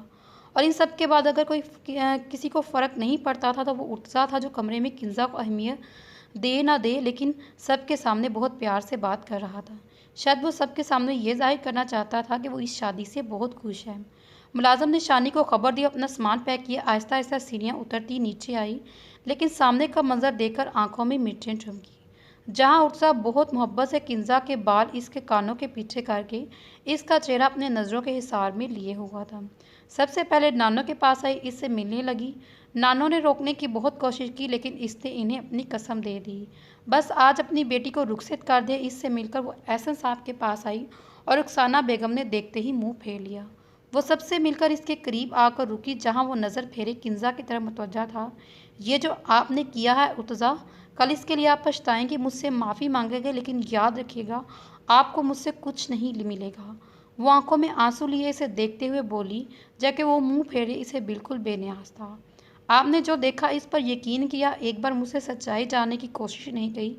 आपकी मोहब्बत कितनी सच्ची है मैं समझ चुकी। मेरी दुआ है आप किंजा के साथ खुश रहें और अल्लाह करे आपकी ये गलत फहमी कभी दूर ना हो, क्योंकि अगर ये गलत फहमी दूर हो गई ना तो मैं वापस नहीं आऊँगी। आपने मेरा हक किसी और को दे दिया और मैं आपको आपकी इस गलती के लिए कभी माफ़ नहीं करूँगी। वो कहते हुए फूट फूट कर रोने लगी। जब उर्तज़ा किंजा का हाथ छोड़कर उठकर दरवाजे की तरफ आया और पूरा दरवाज़ा खोल दिया। गेट आउट, दफ़ा हो जाओ मेरे घर से और आज के बाद मुझे अपनी शक्ल मत दिखाना। यह पूरा दरवाजे खुले एक एक लफ्ज़ चबा कर बोला और 1 सेकंड की देर ना करते हुए इस खुले दरवाजे से बाहर निकल गई। इसे घर से निकालने के बाद वो खामोशी से अपने कमरे में वापस आया। कमरे का दरवाज़ा अंदर से बंद किया और अपने मखसूस जगह पर आ बैठा। आज इसका दिल वीरान हुआ। दिल चाह कर भी दाड़े मार मार के रोए, लेकिन वो क्यों नहीं रोया? एक बेवफा की याद में। इसकी शानी इसके साथ बेवफाई कर गई, लेकिन इसने कौन सा इसकी मोहब्बत की कदर की? तभी तभी बेवफाई तो इसने भी की थी। वो भी बराबर का गुनहगार था। अगर इसे तंजील को चाहा तो इसने किंजा के साथ क्या किया? किंजा न जाने कितनी देर दरवाज़ा खटखटा कर वापस चली गई, लेकिन उर्जा ना अपने होश में था और ना ही किसी और का। वो मुसलसल रोती हुई फिर साइड वाली सीट पर बैठी। आंटी भी उठकर चली गई। शायद वो भी इसके रोने से तंग आ गई, लेकिन अटका झटका इसे तब लगा जब इस सीट पर आकर तंजील बैठा और इसने अपनी सीट चेंज करवाई। मैंने तुम्हारे जहाज़ में बैठते हुए देख लिया था, लेकिन तुम इस वक्त बहुत रो रही थी, इसलिए मैंने मुखातिब करना मुनासिब नहीं समझा और मुझे लगा शायद तुम्हारा शोहर साथ होगा। कल तुम्हारी शादी होने वाली थी ना, तुम यहाँ क्या कर रही हो? वो परेशानी से इसके करीब बैठकर पूछने लगा। कल जो कुछ हुआ इससे अनजान ना था। वो जानता था जिस हालत में वो शानी को घर छोड़कर आया, इसके बाद कुछ ना कुछ हंगामा तो ज़रूर होगा, लेकिन अगली फ़्लाइट में शानी इसे अपने साथ लेगी ये इसके वहमो गुमान में भी ना था। शानी इसे कुछ भी नहीं बताना चाहती थी, लेकिन इस वक्त इसे हमदर्द की ज़रूरत थी, जो पाकिस्तान से लेकर तुर्की तक का सफ़र इसका साथी बनकर सहारा देगा। इसका सहारा पाकर वो एक बार फिर से फूट कर रोने लगी और अपने साथ हुई हर ज़्यादती बता दी। तंजील को उर्जा पर अफसोस हो रहा था कि जो कल इसकी मोहब्बत की कस्में खाता था और आज, लेकिन इस वक्त वो उर्जा के बारे में बात करके शानी को मज़ीद डिस्टर्ब नहीं करना चाहता था। वो आगे पीछे की बातों में लगाने लगा। जब बातों बातों में इसे शानी ने एक बार सर कहा, मोहतरमा मैं तुम्हारा टीचर तुम्हारे कॉलेज में था, यहाँ नहीं, तो बेहतर होगा मुझे मेरे नाम से पुकारो तुम। और इन दोनों की ही ना पता चला कि ये दोस्ती किस हद तक और कहाँ तक जाने वाली थी। अपना दर्द दुख समेट कर वो घर से बाहर निकल गया और न जाने कितनी देर रहा। वो शानी को तो ना बुला सका और ना ही किंजा के साथ एक नई ज़िंदगी की शुरुआत कर सका, लेकिन वो शानी पर भी ज़ाहिर करना चाहता था कि इसके चले जाने से इसकी ज़िंदगी पर कोई फ़र्क नहीं पड़ता। वो अपने कमरे में जाने लगा। जब इसे ऐसा लगा कि कमरे में किंजा के साथ कोई और भी है, उर्तज़ा वहीं रुक गया। क्या प्लानिंग की है तुमने किंजा? मानना पड़ेगा कि तुमने मुझसे भी बड़ी खिलाड़ी हो। मैं इतने सालों से एहसन को अपनी बातों में नहीं लगा पाई और तुमने उर्सा जैसे इंसान को लगा लिया। कहाँ से आए तुम्हारे दिमाग में इतनी प्लानिंग? हमने तो शादी वाले दिन भी इसे जलील करके निकालने वाले थे, लेकिन तुमने कॉलेज में कैसे सारी प्लानिंग तुम्हारे दिमाग में आया? क्या ये कैसे ये सब कुछ किया? रुखसाना इसको दाद देते हुए पूछने लगी, जबकि दरवाजे पर खड़ा उर्सा सर पर आसमान गिरा। होना क्या है पुप्पो? मैंने इसे नशे की दवाई मिलाकर जूस में दी और जैसे तैसे शानी होश हवास से बेगाना हुई और फिर तंजील की शर्ट पर केचप गिराकर इसे कमरे में बैठकर लाइट ऑफ कर दी और तंजील को लगा कि कमरे में कोई नहीं है, जबकि शानी का दुपट्टा उतार कर मैं पहले ही फेंक चुकी थी। बस फिर क्या, शानी और तंजील की जो तस्वीरें मैंने लैला मजनू के टेंट में ली थी, वो सारी मैंने उर्सा के नंबर पर सेंड कर दी और उर्सा अगले 10 मिनट में वहाँ था और इसने अपनी आंखों से अपनी प्यारी शानी के सारे कारनामे देख लिए। किंजा ने दाव वसूल करते हुए जबकि दरवाजे पर खड़े उर्सा का दिल चाहा कि वो इसका सर दीवार पर दे मारे। इसने इसकी शानी को इतना जलील किया, इसकी निगाहों में गिर गई। वो सब कुछ तो ठीक है किंजा, लेकिन उर्सा से शादी कैसे तुमने? मतलब वो अचानक। मैं बहुत कुछ समझ चुकी थी कि उर्सा औरतों को बहुत इज्जत करता है, इसलिए इसने आपको मेरे लिए इसके कमरे से निकलने का ये रीज़न बताया था। हम शानी की बर्थडे प्लान कर रहे थे।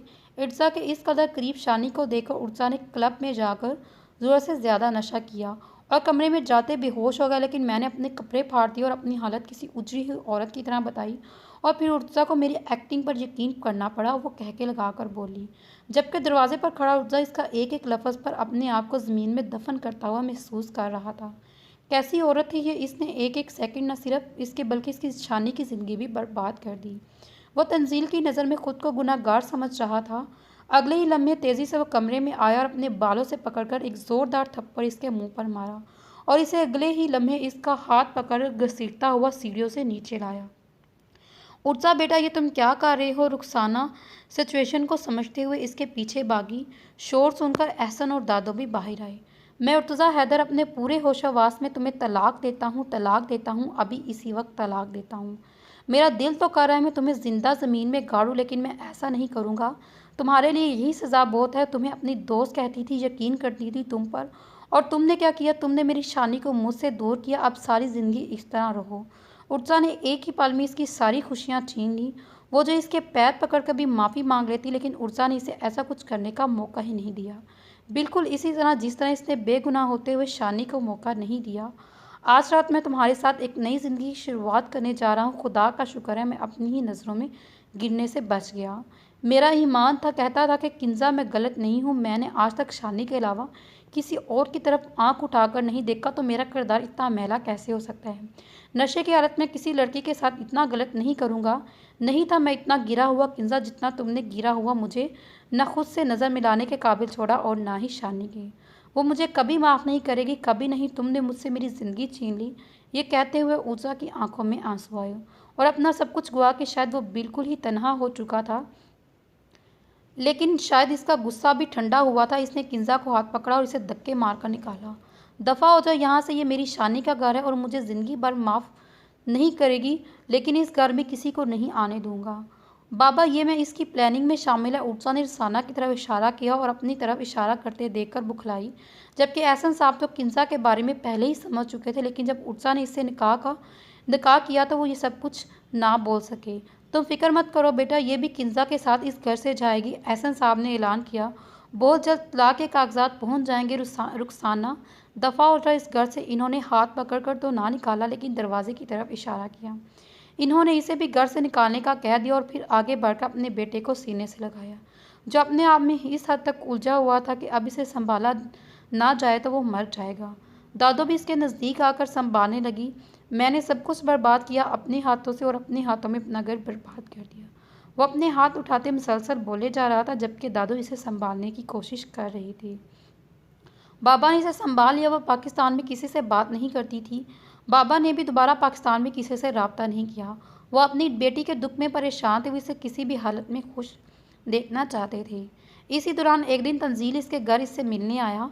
तंजील की तबीयत इतनी अच्छी ना थी कि बाबा को पहली बार में वो बहुत अच्छा लगे। खुशी तो तब हुई जब पता चला कि वो इसके बचपन के दोस्त का बेटा है। इन्होंने तंजील को कहा कि अगर तुम मेरी बेटी को संभालो तो ये बहुत बड़ा एहसान होगा। इस वक्त इसे एक दोस्त की ज़रूरत है और तंजील इसका अच्छा नहीं बल्कि बेहतरीन दोस्त साबित हुआ था। वो बहुत जल्द इसके दुखों से बाहर निकल आई थी। तंजील एक बहुत बड़ा फिल्म डायरेक्टर जो पाकिस्तान अच्छे अदाकारों की तलाश में गया था, लेकिन वहाँ न जाने कब शानी इसके दिल में आ बसी। वो इसे कितना चाहने लगा ये वो खुद भी नहीं जानता था। और शानी 4 साल तक इसकी इसी बात को टालती रही और फिर इसने अपनी ज़िंदगी में आगे बढ़ने का फ़ैसला किया और इस शख्स को याद करके रोती जिसने इसकी कदर नहीं की। लेकिन बाबा के 1000 कहने के बावजूद भी शानी ने इससे बात नहीं की। अब वो इस शख्स से कोई ताल्लुक़ नहीं रखना चाहती थी। पूरे 1 हफ्ते से इसने किसी से बात नहीं की थी और ना ही किसी को मुँह लगाना पसंद किया और नानों से भी कोई ख़ास बात ना की और ना ही एहसन साहब से। उत्साह आए दिन इनके लिए कुछ ना कुछ स्पेशल करने के बारे में सोचता, कभी अपने हाथों से इनके लिए केक बनाता तो कभी चॉकलेट। इस रात के बाद एक दूसरे के करीब ना आए और एक इसकी शक्ल तक नहीं देखी थी, बल्कि वो तो अपने कमरे में रह रही थी। उत्साह समझ चुका था इतनी जल्दी वो इसे कबूल नहीं करेगी, इसलिए इसने मज़ीद ज़िद ना की। इसलिए इतना ही काफ़ी था कि इसने शानी को वापस आ चुकी थी और इसके करीब, इसके निकाह में और इसके साथ। लेकिन शानी के लिए उत्साह को कबूल करना इतना आसान ना था। शानी देखो जो कुछ हुआ वो इसमें मैं इसे बदल नहीं सकता। जब तक हमारी शादी का सवाल है, जब तक उत्साह है, वो नहीं होने देगा। मेरे ख्याल तुम्हें अपनी ज़िंदगी संभालनी चाहिए। वो तो अपना दुख अपनी फ्रेंड से शेयर करके इसे फ़ोन कर रही थी, लेकिन तंजील की बातों ने इसे बहुत तकलीफ़ पहुंचाई थी। वो अपने कमरे में आई तो कमरों को फूलों से सजा हुआ देखा और दोनों अक्सर नेट पर पिक्चर देखते तो शानी फरमाइश करती जैसा कि इसके पास मेकअप का बहुत सामान था, इसके पास बहुत सारे कपड़े हों, हर तरफ ज्वेलरी और इसका कमरा फूलों से सजा हुआ था। शानी को खुद मेकअप करना नहीं आता था, लेकिन इसके पास मेकअप की हर चीज़ की कई तादाद में मौजूद थी। इसे इन चीज़ों को इस्तेमाल करना नहीं आता था, लेकिन इसे ये सारी चीज़ें चाहिए होनी थी। इसके पास कपड़ों का इंबाज था, हर तरह के सैंडल वो पहने या ना पहने इसकी मर्जी थी, लेकिन उर्जा ने इसकी पसंद की कोई चीज़ नहीं छोड़ी थी। फूलों से सजा कमरा देखकर एक पल के लिए इसके चेहरे पर मुस्कुराहट आई। उर्जा इसकी छोटी से छोटी से लेकर बड़ी से बड़ी चीज़ का भी ख्याल रखता, लेकिन फिर भी वो इसे माफ़ करने का इरादा नहीं रखती थी। इसकी गलती इन चीज़ों से कहीं बड़ी थी। इसने मुझे एक बार सफाई का मौका ही नहीं दिया। मैं आपको आपकी इस गलती के लिए कभी माफ़ नहीं करूँगी। और अब आप चाहते क्या हैं? मैं आपको सब कुछ भुलाकर आपके साथ एक नई ज़िंदगी की शुरुआत करूँ। ना आप पहले की तरह सिर्फ मेरे होकर रह सकते हो, ना ही मैं आपके हुक्म की तमील। सब कुछ बदल चुका है और बहुत कुछ बदल गया। वो ये कहते ही एक एक फूल बेदर्दी से नोचकर ज़मीन पर फेंकने लगी। शायद वो अपना गुस्सा जो उत्साह पर निकालना था इन मासूम फूलों पर निकालने लगी। उत्साह कमरे में आया तो कमरे का हाल देखकर बेसाख्ता मुस्कुराया। इसे यही उम्मीद थी, जबकि शानी अपने काम में मसरूफ़ एक फूल को नोचकर ज़मीन पर फेंक रही थी। सारे फूल उतार कर फेंक दिए, बस ड्रेसिंग टेबल पर इकलौता फूल रखा। वो तेज़ी से इसकी तरफ बढ़ी, जब उर्जा ने पीछे से आकर इसका हाथ पकड़ा और इसे अपनी तरफ खींच लिया। छोड़ने के लिए थोड़ा तुम्हें पकड़ा है, छोड़िए मुझे। सोचा था इतने इतने सारे फूल तुम्हारी तबीयत पर खुशगवार असर डालेंगे, लेकिन तुम तो सदा की इन रोमांटिक रही हो जो इन फूलों को देखकर अपने अंदर रोमांस जारी कर लो। शानी नाना करती रही और उर्जा ही क्या था जो इसकी ना पर कान डाले। उर्जा न जाने इसके लिए क्या क्या खरीद रहा था, जिसके लिए सब कुछ खरीद रहा था। इसकी पसंद की तो कोई अहमियत ही ना थी। वो बस इसके पीछे चलती रही। उर्जा ने एक बार भी मुड़कर ना देखा कि शानी ये ले लो, ये तुम्हें पसंद आएगा। मिस्टर उर्सा हैदर, मैंने पहना है, आप नहीं। एक बार मेरी मर्जी तो जान लेती। मेरी जान, घर जाकर पसंद कर लेना। जो पसंद है ठीक है, जो नहीं आया उसे फेंक देना। वैसे भी मेरी पसंद तुम्हारी पसंद सब कुछ ही पसंद आएगा। शानी बेटा मेरी बात सुनो। अपने पीछे से आवाज़ सुनकर शानी ने मुड़कर देखा। इसे यकीन नहीं आ रहा था ये वही मामी थी जो अपने आप को एक चलता फिरता ब्रांड बनाकर रखती थी। मामी, ये सब कुछ क्या हुआ? इसको इस हालत में देखकर शानी इसके करीब आई, जो कि फटा हुआ दुपट्टा बड़ी मुश्किल से अपने सर पर रखे अपने फटे हुए बाजू को छुपाने की नाकाम कोशिश कर रही थी। जबकि कपड़े साफ सुथरे थे, लेकिन बराबर धुलने की वजह से इनका कलर बहुत ख़राब हो गया था। शानी, तुम्हारे मामू मुझे तलाक देना चाहते। पिछले 4 साल से दिन रात इनसे माफ़ी मांग रही हूँ, लेकिन वो मेरी शक्ल नहीं देखना चाहते। खुदा के लिए मेरी मदद करो और अपने मामू को रोक लो। मामी रोते हुए इसके पैर पकड़ने लगी। मामी आप क्या कर रही हैं? आप चलिए मेरे साथ घर वापस, मैं मामू से बात करती हूँ। वो तो मामी की हालत देखकर ही तड़प गई। आपको शर्म नहीं आती? यहाँ तक आप पहुँची, इतना कुछ करके सुकून नहीं मिला?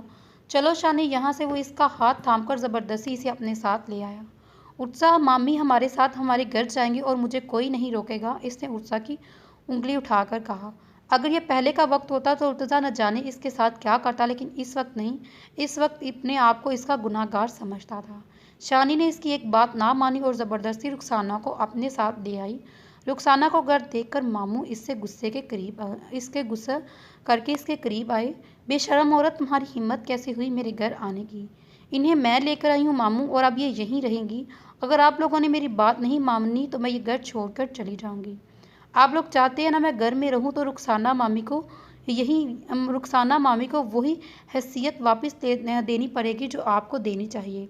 दादो ने फ़ोन पर इसके बाबा को सब कुछ बताया, किस तरह से रुखसाना और किंजा ने ये सारी प्लानिंग की।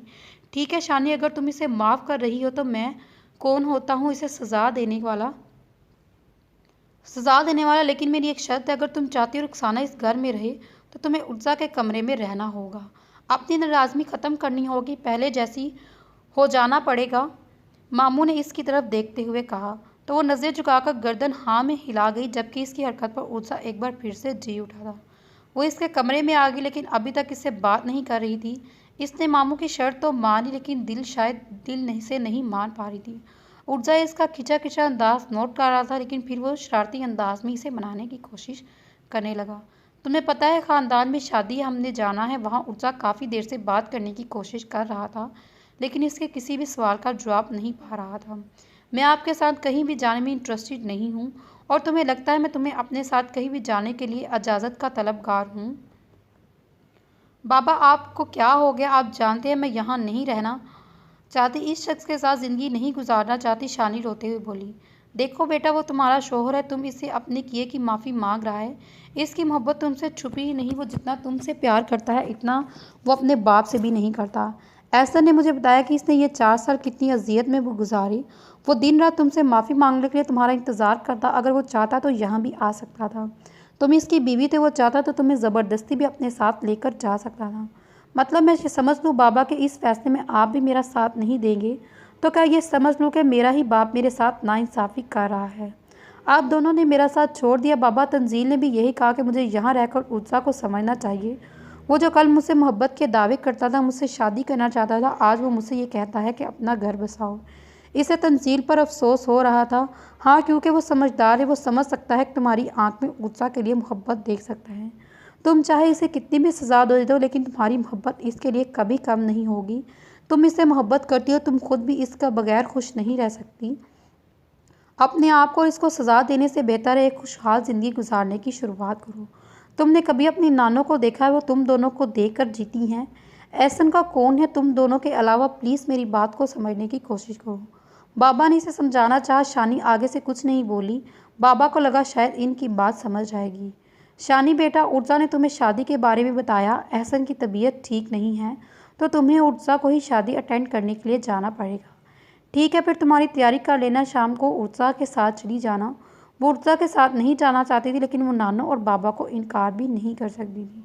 उर्जा और शानी सब कुछ ठीक हो जाएगा। बाबा ने सिर्फ इसके कहने पर रुखसाना को दोबारा इस घर में जगह दी। वो इसे तलाक देने का इरादा कर चुके थे। इसका घर लंबे या ना लबे, लेकिन इसकी वजह से किसी का घर बर्बाद होने से बच रहा था। क्या हुआ शानी, तुम यहाँ क्यों बैठी हो? रुखसाना इसके करीब आकर पूछने लगी। इसकी हालत कल से बेहतर थी। आज इसके बदन पर नया लिबास था। बहुत ज़्यादा नाज है, लेकिन आज वो काफ़ी खूबसूरत लग रही थी। मैं किंजा के बारे में सोच रही हूँ मामी, वो कहाँ है? शानी खुद भी नहीं जानती थी वो ये सवाल क्यों पूछ रही है, जबकि इसकी खुदा दोस्त को कभी ज़िंदगी में दोबारा देखना तक नहीं चाहती थी। किंजा की शादी हो चुकी है, माशाल्लाह से 2 बच्चों की माँ है, रुखसाना ने मुस्कुराते हुए बताया, लेकिन फिर इनके चेहरे पर उदासी आई। ज़रूरी नहीं जैसा हम सोचें इंसान की ज़िंदगी वैसी हो। दुनिया के सामने एक खूबसूरत और पुरसकून ज़िंदगी गुजार रही है, लेकिन इस गरीबी के माहौल में एक आसान ज़िंदगी गुजारना इसके लिए बहुत मुश्किल है। वो बहुत अच्छा इंसान है, लेकिन इसकी माँ और बहनें दिन रात किंजा को ताने देती रहती हैं कि किस तरह से इसने एक शादीशुदा आदमी को फंसाकर इससे शादी की और फिर शादी के दूसरे ही दिन तलाक हो गई। रुखसाना बेगम ने उदासी से कहा, वो तुमसे मिलना चाहती है, तुमसे मिलकर माफ़ी मांगना चाहती है। आज तुम शादी पे जा रही हो, शायद वो वहीं तुम्हारी मुलाकात हो जाए। रुखसाना बेगम ने इसके करीब उठते हुए कहा। वो शाम को घर वापस आया तो शादी पर जाने के लिए बिल्कुल तैयार खड़ी थी। इसे देखकर उत्साह ने अपना इरादा बदलना चाहा। या तो बहुत दिल से तैयार हुई थी या फिर इसे अपने आप को सजना आ गया था। वह आहिस्ता से चलता चलता इसके करीब आया और आईने में अपनी तैयारी को आखिरी टच दे रही थी और अपने पीछे खड़ा देखकर पलटी। बहुत प्यारी लग रही हो। उत्साह ने इसके चेहरे को छूना चाहा जब शानी ने अपना चेहरा पीछे हटाया और इसे इग्नोर करती बाहर जाने लगी, जब उत्साह ने अचानक इसका हाथ थाम लिया। मैं जानता हूँ शानी, मेरी गलती बहुत बड़ी है, तुम इतनी आसानी से माफ़ नहीं कर सकती। मुझे एक मौका दे दो बस। मैं यकीन करो, मैं तुम्हारा साथ कभी नहीं छोड़ूंगा। गाड़ी में बिल्कुल खामोशी थी। वो दोनों एक दूसरे से बात नहीं कर रहे थे। शानी हर रोज़ ही उत्साह को अपनी बातों से छली करने लगती थी। उत्साह इसके लिए बात नहीं करता था क्योंकि वो जानता था वो मज़ीद दिल का दुखाएगी। इसकी माफ़ियाँ भी शानी के दिल पर कोई असर नहीं कर रही थी। इससे नरमी सख्ती हर तरीके से समझा चुका था, मगर इसकी ज़िद के सामने हारने लगा था। शानी में आने के बाद वो न जाने कहाँ चला गया था, जबकि शानी अब ख़ानदान में कुछ लड़कियों से मिल रही थी। जब एक छोटा सा बच्चा इसके करीब गिरने ही वाला था कि शानी ने इसे थामा। इस प्यारे से बच्चे ने मुस्कुराते हुए इसकी तरफ देखा। शानी बेसाख्ता मुस्कुराई। तभी एक लड़की इसके करीब आकर खड़ी हुई, जिसे देखकर शानी की सारी मुस्कुराहट गायब हुई। वही तो थी जिसने दोस्ती की आड़ में इसका घर बर्बाद कर दिया, और इसकी वाहद और इकलौती गद्दार दोस्त जो दुश्मन के ओहदे पर फायज होने की भी लायक नहीं थी। लेकिन जो किंजा ने इसके साथ किया वो दुश्मनी से भी हट के था। इसे देखते ही वो मुंह फेर कर जाने लगी। मुझे माफ़ी मांगने का भी मौका नहीं दोगी शानी? मैंने तुम्हारे साथ बहुत गलत किया। तब भी तुम मेरे साथ ऐसा ही कर तभी मेरे साथ इस तरह से हुआ। मुझे पता है मैं कैसे ज़िंदगी गुजार रही हूँ। मैं नाशुक्री नहीं कर सकती, लेकिन फिर भी उत्साह की ज़ात का ताना मेरी ज़िंदगी बर्बाद करने लगा है। तुम अंदाज़ा भी नहीं लगा सकती मेरे साथ क्या क्या हो रहा है। मेरी सास और मेरी ननद मुझे दिन रात तुम्हारे यहाँ तुम्हारी उत्साह के ताने देती हैं। वो शख्स कभी भी मेरा हुआ ही नहीं जिसके लिए मैंने इतना कुछ किया और जिसके लिए मैंने तुम्हें बर्बाद किया। इसने कभी नज़र उठाकर मेरी तरफ नहीं देखा। इसे तुमसे छीन कर भी हासिल नहीं कर सकी। इस शख्स ने एक ही पल में मुझे दरबदर कर दिया। और अरे, इसने मुझे पहली रात ही बता दिया कि मैं तुम्हारी जगह नहीं ले सकती और मेरी सारी ज़िंदगी शुरुआत नहीं कर सकता। महज तुम्हें अजियत देने के लिए सबके सामने तो ये कहने लगा था कि मैं इसकी बीवी हूँ। महज तुम्हारी अजियत देने के लिए सबके सामने तो ये कहने लगा था कि मैं इसकी बीवी हूँ, लेकिन इसने कभी मुझे कबूल नहीं किया। कल मुझे पुप्पो ने बताया कि तुम्हारे और इसके रिश्ते में कुछ भी ठीक नहीं चल रहा। मैं शायद आज यहाँ नहीं आती। अगर यहाँ नहीं आती तो सारी ज़िंदगी पछताती। लेकिन तुम्हारे साथ हकीकत ज़रूर शेयर करूँगी ताकि तुम मुझे माफ़ कर सको और मेरे गुनाह कम हो जाएं। मैंने इसे शादी करने पर मजबूर किया था। वो मुझसे कभी भी शादी करने के लिए राज़ी नहीं था। मैंने इस पर झूठा इल्ज़ाम लगाया। इसने मेरे साथ नशे की हालत में ज़बरदस्ती की। शानी जवाबन वहाँ से जाने लगी, तभी बेयकीनी से इसे देखने लगी। और शानी, वो शख्स कभी मुझसे शादी नहीं करता। हाँ, मैंने इसे पर झूठा इल्ज़ाम लगाया कि इसने मेरे साथ ज़बरदस्ती की और मजबूरन इसको मुझसे निकाह करना पड़ा। लेकिन इसने कभी मुझे बीवी का हक़ नहीं दिया और फिर एक दिन इसने मुझे अपनी ज़िंदगी से निकाल फेंका। किंजा मुसलसल रोते हुए से माफ़ी मांगने लगी। तभी मुझे माफ़ कर दो शानी, शायद तुम्हारी माफ़ी से मेरी ज़िंदगी आसान हो जाए। शानी ने इसके जुड़ते हुए हाथ देखे और अपने हाथों में लिए। किंजा ने मुस्कुरा कर देखा और किंजा न जाने कब से वहाँ से जा चुकी थी, जबकि शानी के जहन में एक ही बात चल रही थी कि इस शख्स ने शानी का हक़ किसी को नहीं दिया। शादी की वजह एक झूठा इल्ज़ाम था और वो कल भी शानी का था और आज भी शानी का है। गाड़ी में बिल्कुल खामोशी थी। वो वापस घर जा रहे थे जब उर्जा ने कुछ निकाल कर इसकी तरफ बढ़ाया। शानी ने बेयकीनी से देखा क्योंकि इसके हाथ में तुर्की का टिकट था, जो कि आज ही रात का था। ये क्या है? शानी बेयकीनी से देखने लगी। मैं मज़ीद सब कुछ बर्दाश्त नहीं कर सकता शानी। मुझ में इतनी हिम्मत नहीं कि मैं तुम्हारी नफ़रत बर्दाश्त कर सकूं। मैं तुम्हारे सामने जितना झुक सकता था झुक चुका हूँ। अब मज़ीद झुका तो मेरी मोहब्बत की तौहीन होगी। जानता हूँ मैं बहुत बड़ी गलती की है। मेरे नसीब में माफ़ी नहीं है। अगर मेरा नसीब में तुम्हारी माफ़ी नहीं लिखी तो ठीक है, मैं तुम्हें इस रिश्ते से आज़ाद कर दूँगा। इसके बाद तुम जिसके साथ शादी करना चाहो। अब मैं मज़ीद तुम्हारे रास्ते में नहीं आऊँगा। शानी बेयकीनी से इसे सुन रही थी। शानी, मैं अपनी मोहब्बत के सामने हार चुका हूँ। मैं तुम्हारी आखिरी मौका दे रहा हूँ आज़ादी का। तुम्हारा पासपोर्ट एयरपोर्ट छोड़ तुम्हें एयरपोर्ट छोड़ने जा रहा हूँ। तुम्हारा सामान मैं ड्राइवर के हाथ मंगवा चुका हूँ। तुम्हें पता है, तुम्हारा यहाँ आने के बाद एक दिन तुम्हारे दोस्त तंजील ने मुझे फ़ोन किया। मैंने इससे भी माफ़ी मांगी क्योंकि मैं जानता हूँ कि मैं तुम्हारे साथ इसका भी गुनहगार हूँ। लेकिन तुम जानती हो इसने क्या कहा? इसने कहा कि तुम मुझसे बहुत प्यार करती हो और इन 4 सालों में मेरे बगैर तुमने अजियत में गुजारे हैं। जानती हो, तुम्हारी दोस्त ने मेरी मिन्नतें की कि मैं तुम्हें रोक लूँ, तुम्हें मना लूँ, तुम्हें खुशियाँ दूँ, सब कुछ ठीक कर दूँ, लेकिन शानी तुम्हारे दोस्त से किया हुआ वादा नहीं निभा सका। अरे मैं तुमसे माफ़ी नहीं मांगने में कामयाब हुआ, तुमसे मोहब्बत क्या करूँगा। उर्जा ने अपनी आंखों से नमी साफ की और गाड़ी एयरपोर्ट के रास्ते पर डाल दी। शानी बेयकीनी से इन सड़कों को देखने लगी। तो क्या यह शख्स इतनी आसानी से छोड़ने वाला था? इसके बचपन की मोहब्बत, इसकी जिद, इसकी अना कहाँ गई? गाड़ी कब एयरपोर्ट के बाहर आकर रुकी, शानी को पता ही नहीं चला। जब उर्जा इसकी तरफ का आकर दरवाज़ा खोला। जाओ शानी, मैं तुम्हें अपनी मोहब्बत से आज़ाद कर दूंगा। तुम्हारी तुर्की पहुंचते ही मैं तुम्हें आज़ादनामा भी पहुंचा दूंगा। बस आज की रात मुझे मेरी मोहब्बत का शौक़ मनाने दो। वो ड्राइवर के हाथों सामान लेकर इसके हाथ में थमाकर वापस गाड़ी में बैठा और जन से गाड़ी स्टार्ट करके आंखों से ओझल हुआ। शानी न जाने कितनी देर इस सड़क को देखती रही जहाँ से अभी उर्जा गया तो इस शख्स ने एक बार फिर से इसे छोड़ दिया। मैम चलिए, फ़्लाइट का टाइम हो रहा है, पास खड़े मुलाजिम ने कहा।